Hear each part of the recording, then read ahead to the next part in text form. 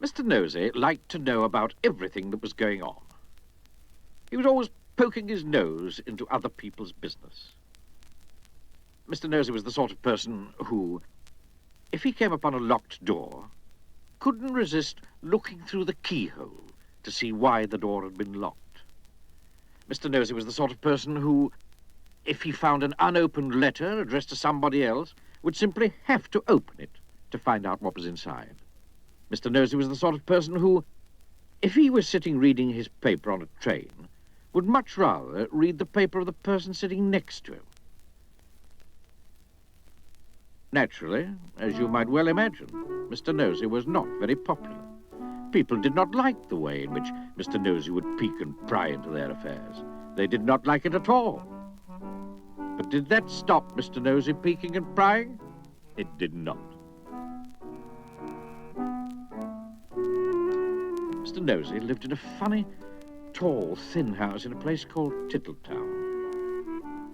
The people of Tittletown decided that Mr. Nosey was becoming much too nosy. And so they held a meeting to discuss what to do about him. We must find some way of stopping his being so nosy, said old Mr. Chips, the town carpenter.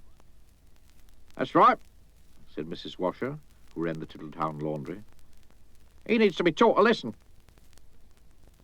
If only we could think of a way to stop him poking his nose into everything, said Mr. Brush, the painter.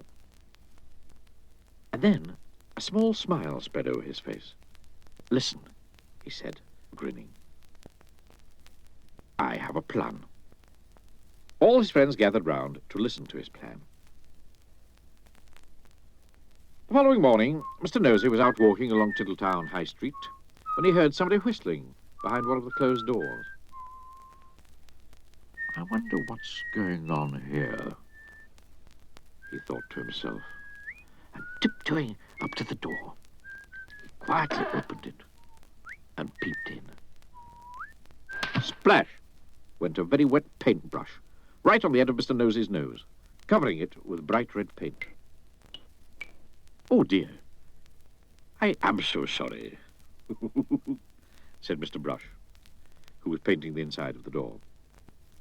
Poor Mr. Nosey had to go straight home and try to remove the red paint, which was very difficult and rather painful.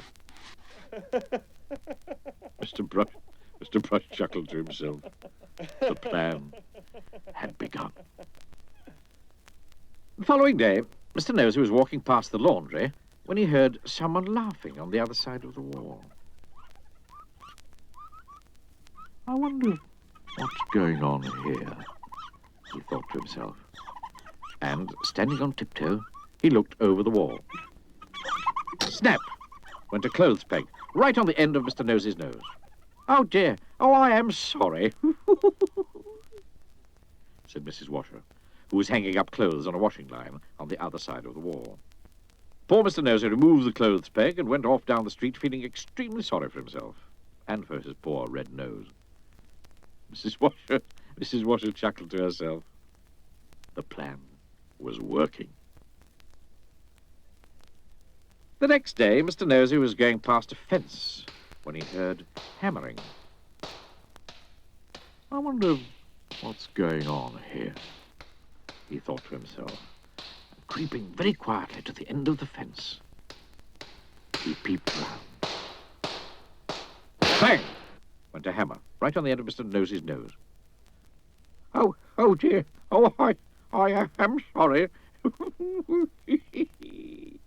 said old Mr. Chips, who was nailing up a loose plank in the fence. Poor Mr. Nosey had to go home immediately and bandage his poor, red, sore nose.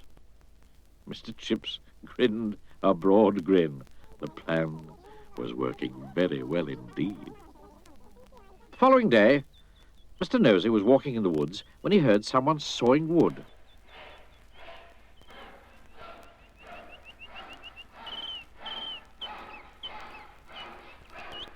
I wonder what's going on here, he thought to himself, and crept up behind a tree.